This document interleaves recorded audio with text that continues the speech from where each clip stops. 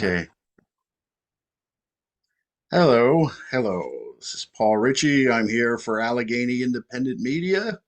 Our guest tonight is Alex Ciotti from the Service Employee International Unit, local at 668. Is that That's right. right? Yep. Okay. And, we're here to talk about like some of the labor struggles that children and youth workers are having in the area, plus plus his reaction to like his efforts to organize for the election and his feelings about the outcome. Okay, well, Alex, I'll let you. All right, I'll stop the share and I'll let you go ahead. So, like, okay, so like I knew you were saying about some of the, I guess, the difficulties, I guess that the workers, the workers in like children and youth workers in Cambria and Blair County are having, I Yeah. guess they need to have their contract renegotiated and they're working harder and harder for less and less. Yeah. And that's just a constant struggle across the state. Our union represents public service workers, um, and they're often underpaid and overworked and heavily relied upon by our communities. And child welfare professionals are just one part of our union. And over the last many years, um, it seems that a lot of our officials at the top, a lot of our lawmakers, beyond Cambria County, beyond the state, just seem to overlook child welfare professionals and the vital work that they do. And that's just been something that as a union, we've been trying to work with community allies and partners and form coalitions and develop those relationships to bring awareness to so many dedicated professionals who work in all forms across the child welfare system, who are really our heroes without capes. Yes. Okay. I mean, yes, I would argue that these workers are just as essential as our police, fire department, and teachers are. Oh, absolutely. Yeah. So, Yeah. I mean, the teachers are shaping these kids whenever they come into their classroom. They're preparing them, they're educating them for the future. The police are responding if there's a crime. The firefighters are there to put out, the fires. But what about everything else? Not everybody experiences child abuse or experiences child neglect growing up.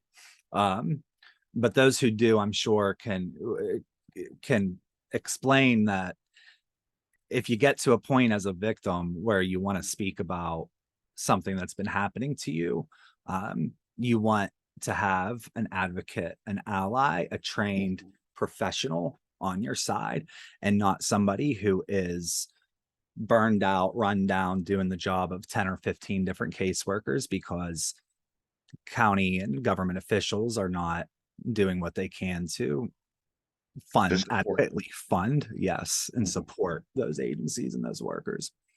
Yes, and so like you said, like how many total caseworkers are there in Cambria County right now? Cambria is supposed to have 36, and I believe now they're down to about 12 or 13. Wow. They were down as low as 11 at one point, but my understanding is um, they're going to get they hired one other person and they're going to get one of the workers who left back after we finally had our victory and got our wage increase from the commissioners. I mean, that was something that we've been working on. I met you down at Stadium Pub and Grill um, while we were outside demonstrating against one of the commissioners because they had been ignoring our pleas for help. Yeah, it's So been huge. They're voting on it Thursday, the 17th. Um, the workers there, if you're hired as a caseworker in Cambria County, the salary was $28,914 a year. And that's before taxes. That's before you make your student loan payment. yeah. And everything that's left is how you got to get by. And you're on call more, less time with your family. It's just a recipe for disaster. I mean, that really affects, it's a ripple effect across all of child welfare whenever you don't have the child protective services people adequately staffed and supported. One of our colleagues at beginning spoke to that at a commissioners meeting several months ago, the ripple effect. And it was a very powerful statement that she gave about how a lot of the volunteer advocates at Beginnings Inc. Are seeing a lot more problems in the homes, are trying to juggle to so many families without enough resources. And it really just comes down to we're taught we want to hold these elected leaders accountable. You either stand in support of funding, adequately funding child welfare, or you don't. And you can have reasons of why you're not, but you need to go on the record and say, this isn't a priority to me. Your victims of abuse and neglect in this county are not a priority to me. Put it on the record, own it. If you're not going to fund it, stand by your decision and own it. But they wouldn't. They would run. They would hide. We went out and started this campaign to get them to raise the wage in January in Cambria. Our pleas were ignored for the first couple months. BJ Smith, Democrat, and Scott Hunt, the Republican commissioners, extended us an invite to sit down and discuss this further behind closed doors, which was nice because we hadn't received that. But unfortunately, Commissioner Chernisky kind of backed away and kept his distance from us, and met us with resistance pretty much every step of the way. But more recently, I think they were realizing that you're not going to be able to get people to do this job for such poverty pay.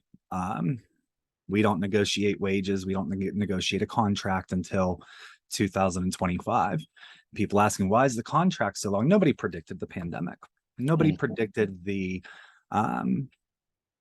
uptick in jobs in America and the downside of a pool of workers. You know what I mean? People are finding other jobs other places. People are raising their wages to keep them. The county has to keep up. Has the caseload increased as a result of the pandemic? And when the pandemic started, those numbers dropped first month because those kids weren't in school. And we knew that. I mean, this is just kind of, the kids are not being seen by mandated reporters, teachers, coaches, therapists, doctors. They're not being seen by these folks. A lot of the time, the report and the abuse and neglect isn't being reported. We would still get our calls. We would still get our calls from law enforcement, things like that, the hospital. But the calls from mandated reporters in schools, we weren't getting. So our numbers dropped, but we knew what was going to happen, which was once those kids get back in school and they start talking about things that happened while they were off, those are all reports. And they, sure enough, skyrocketed after that first year that COVID peaked and they went back to school. So the few staff that's been down there are trying to respond to all of these reports and are just getting inundated and spreading themselves thin. And it's a genuine concern for them, to be quite honest. These were my former coworkers. I was working there side by side at a job that I enjoyed. But when it came to getting your paycheck at the end of the day and knowing what you've been incapable of doing because you don't have the man or woman or people power there to do it. I couldn't go on doing that anymore and had to walk away. But it's definitely a fight that is true to my heart, and we plan on taking it across the state. Blair County right now is trying to function with 6 out of 36. How is that humanly possible? They have 6 total. 6 caseworkers out of 36. County. Wow. Okay. I mean, isn't that terrible? And they're on a provisional license with the state, which means there were so many citations and violations of different rules and regulations that you have to abide by. For instance, I go out to your home and see your child. I have to conduct a safety assessment. I do that just by being there. I'm looking for the 14 safety areas of safety, and that paperwork, that document has to be done within 72 hours. Well, whenever you're rushing from house to house to house to house and you're on call that night, and then you get up for an early morning appointment the next day, and you know, you don't do it, that's a citation. So the more you're overworked and the less people there are there to carry that burden of all of the influx of reports that are coming in, the more sites you're going to have. And the more sites you have is whenever you get on provisional license. And Blair's at that point. Again, I just don't know what the people who are responsible for these budgets and these agencies, what do they think is going to happen? You Yeah. cannot not have this is you have to have this service provided to your community. You're not going to have anybody there to do it. That's really, you want to send out Yeah. fresh, a whole bunch of fresh faces out who've never worked in child welfare before to see these kids. You need senior workers to Sounds like train and mentor your new ones. it sounds like a disaster waiting to happen. Exactly what it is. I And mean, we had that one incident like in the '90s with the family Gaddis family. mhm, I don't know if you're familiar with that case, but yeah, it was before my time, but I've heard about that case. It was a horrific case, and there's been several others since then. The Gaddis case is the one that jumps out to people, because that was huge, especially back then. You didn't hear. Nowadays you're seeing it on social media, TikToks of we've become. I feel like we've become like desensitized yeah. to how horrific some of this stuff is. Mhm. Back in the day, whenever you weren't seeing it everywhere and hearing about it constantly, whenever a case like that would come up, it was wow. Yeah. People talked about it. People wanted to try to prevent that from happening again. Nowadays, you hear something like that and it's just, oh, there's another one. Well, Yeah. it might be another case, but that's not just another one. That's a Mhm. child who's going to become an adult in our society. Uh, Um, and you'd like to plug them into services that can help them before they become an adult. and Uh, the majority of the families who you get caught that the families that you serve. I mean, would you say most of them are poor? yeah, I would say poverty definitely just goes hand in hand with child welfare, with child abuse and neglect. Um, Whenever you don't have the house over their head because you lose your job, or you don't have the food to put on the table to feed them for whatever the reason, um, poverty goes hand in hand with it. It can definitely create a lot of circumstances that put kids at risk or in danger. Um, but I would have to say child abuse and neglect, and nobody's immune from that. It doesn't matter how much money you have in the bank. If you have a perpetrator in your family, money's not going to save you if you're a child. Um, Mhm. you have a perpetrator caregiver who teaches you at school, your mom and dad's bank account isn't going to save you from that. Yeah. Um, Raising awareness, educating the public, having mandated reporters, having our child care and child welfare professionals obtain their required clearances is a way to try to prevent that.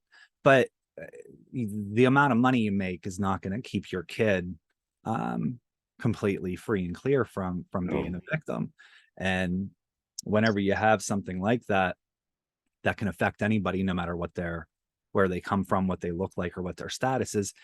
As a government, you need to make sure that you're supporting and providing the adequate resources to the agencies that are tasked with So, investigating those reports and providing services to those victims. so are you having a similar experience with the Blair County commissioners? Like, would you have they been cooperative? Um, we raised our concerns to them. Several of the workers did at a commissioners meeting that they had a couple of months ago. They have since provided a longevity enhancement or bonus of some sort for workers who had worked during the pandemic, and who will remain at the agency, but it's not enough. Um, we're not no, we're not going to these commissioners asking for them to provide wage increases that are going to take these people into the next tax bracket. What I say when it's not enough, it's been proven just with other counties that have mass vacancies, The lower your wage rate is, your yearly salary, your hourly rate, the more vacancies you have, because child welfare is a difficult job on your best day with the Yeah. best pay. You know, whenever you're dealing with that and working in that environment with mass vacancies because the pay is poor, and you're getting your paycheck that is barely making ends meet, you move on. And there's people you couldn't pay $100,000 a year to do this job. We understand that money's not gonna just create a bunch of people out of nowhere who are, you know, Yeah. desiring to work in social work. Yeah. It's not going to happen like that. But we have lost so many people from these agencies. That's the worst part. There are so many professionals, good workers who had been working at these agencies, known in the communities as an excellent caseworker, known to the schools, the guidance counselors, the hospitals, I mean, you name it. Their heart was there. This was their vocation, but they couldn't pay their bills. So they left. That's the worst part. When you lose workers like that, they were meant to do this job and they love doing this job, but they financially cannot afford to do this job. That's whenever it really just kind of knocks you in the face, Yeah. I you mean, know? it sounds almost like this kind of work is almost like detective work. Oh, a You lot of know? it is. And that's why I enjoyed it. I went to school for criminal justice and I enjoyed investigating reports of abuse. I enjoyed meeting with the families and putting together this puzzle of figuring out, okay, if you don't know what the cause is, how do we try to find that out? And if we're not going to be able to find that out, what do we do about it? And if we do find that out, what do we do about it? Like I enjoyed being that person who, you know, got to know these families and the goal wasn't to make a company a bunch of money. The goal was to get this kid on the right track. You know what I mean? Get this family back together as a unit. Um, I thrived at it and I enjoyed doing it. And I will probably never get out of any job what Yeah. I got out of that job. But when it comes to paying bills, Mm. it's difficult to do, Yeah. especially whenever you have student loan payment. Is the so like the funding from like is the majority of the funding for these agencies, is it from the state or the counties have to pony up too? Well, the money comes from the state and the federal government. For instance, right now, I believe it's a 80%, they're 8% reimbursed 80% of our salaries. So the county will do a means-based budget. Pretty sure that's what it's called. It could have that little funky, but means-based budget. And they submit that to the state saying, we are going to spend this much money next year on salary, on this or that. State looks at it. They see, okay, you projected that you're going to have 36 people there making this much money. You're going to need that much money. We'll give it back to you. Well, if we spend it, they reimburse it 80%. If we don't spend it, we don't get reimbursed it. I mean, there's nothing to get reimbursed. Mhm. So with those mass vacancies, there's that money's not being spent. So you're telling the government we need this much money to adequately staff our child welfare agency, yet year after year you're way under that. That's because you don't have bodies there doing it. Yeah. uh, and the state made clear they were not sending people in to assist. They haven't in any county that I've Mm. worked with personally, as far as because of staffing. You know, just because you're down. I mean, when I heard about Blair being 6 out of 38, um, we were stunned. But we went to them, we made our plea for help to them, and they did do the incentive. Um, they have met with us a second time since then because the incentive wasn't enough. More and more resignations came. And we're going to be meeting them again by the end of the week. Um, we're hoping that they do the right thing and do what's needed. But if they don't, again, it's not a matter of being, you know, trying to be nasty with them, but you need to stand by your decision and you need to tell your public and your community, I have chosen not to make child welfare a priority. I have chosen not to adequately fund Mhm. and provide the adequate resources necessary to the agency that's tasked with working with victims of abuse and neglect, our community's most vulnerable. Do it then. And when if you do that, we're gonna shine a light on that. I mean, it's not, we have to, because like you said before, it sounds like a disaster waiting to happen. And you referenced the Gaddis case. If nothing else, when we do these public campaigns, it's to let the community know we're trying, we're struggling, tick, tick, tick. You know what I mean? We're begging for help Mhm. from the people who have the power to do it. So if something bad happens, just know we've tried to get help. We're trying to handle it. We're trying to manage it. Every day that passes and they don't provide the adequate Mhm. resources towards these positions and compensation that is livable, Yeah. it's one step closer to tragedy happening. So I guess so next year the commissioner is, so is it next year the commissioners are up for reelection? Yes. Yeah. So I take it, I mean, I guess so. So if this continues, you could take your case to the voters conceivably. Oh, absolutely. Because child welfare is not a topic that most voters are thinking of right away, Mhm. unless their grandkid needed a foster home or a Yeah. placement or a child advocate, or unless their kid was sexually abused by a camp counselor, Mhm. or their daughter was beaten with a extension cord while visiting at mom's house. Note that to most people, though, child welfare isn't what pops in their head whenever they're thinking about a political candidate. And we're trying to change that. It should be. It should be, Mhm. because these victims go to school with your kids. These victims play on their teams. They ride their bus, and they should be treated in a dignified way and given the services that they need. And if you want to look at them every day and act like it doesn't happen, that's on you, um, as a lawmaker. But as a voter, you need to know where those lawmakers stand. And they're either supporting child welfare reform or making it a top priority, or they're not. I mean, Yeah. and that's really what it boils down to. Voters Okay. need to know about that. All right. Well, we have about 4 minutes left before our Zoom meeting time runs out. All right.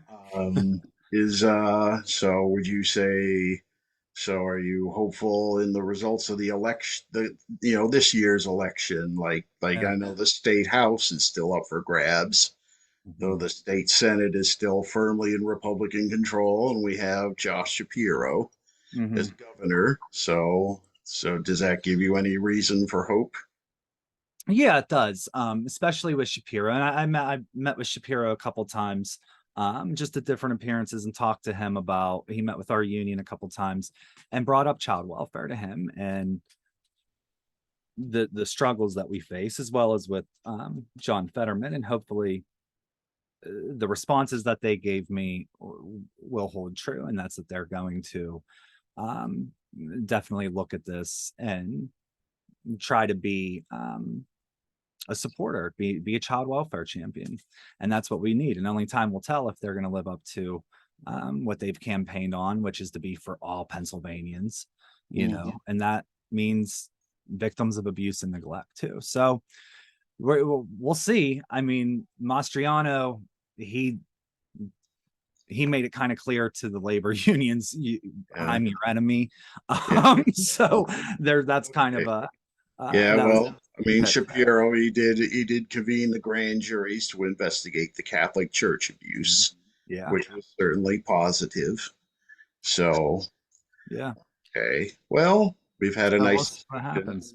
Yeah, I appreciate you doing a story about it, and I appreciate you coming down, talking to you that day. And The local media been receptive. I mean, yes, uh, yeah, they have been actually. The Tribune, WTAJ, WJC, Mainline, the Mountaineer, those different papers like that, well, definitely helped us raise awareness about what's happening in the community and what okay. needs to be done, so we can keep the professionals Well, at their jobs to keep our well, kids safe. certainly I am happy to provide it as well. So I Yeah, guess for we can look sure. forward to this being posted on Thursday. So, Yeah, definitely. Hopefully, we're going to the commissioners meeting on Thursday to celebrate them passing a raise wage. They're going to be increasing the starting wage from 28 yeah. thousand nine hundred fourteen to 37,050. So that's a nice Okay. wage increase, and we hope that'll help for recruitment and retention. All Yeah, right. Well, let's hope for the best. And definitely. so I guess the benefits, or are they happy with the benefits they're getting? Well, as far as what medical benefits, Yes, or yeah, I mean, here with child, we have good insurance at Cambria County. Cambria County, they have excellent insurance, yeah, but again, you need to offer. It can't be one or the other. You yes. shouldn't make your workers pick between healthcare or wages. So we think it's a step in Okay. the right direction. All right. Well, I think we're almost out of time. Yeah, So, I see all that. right, So I'm I'll gonna keep you posted about Blair. all Hopefully, right. we can get some Thank you. change Well, happening. we can talk again sometime. Excellent.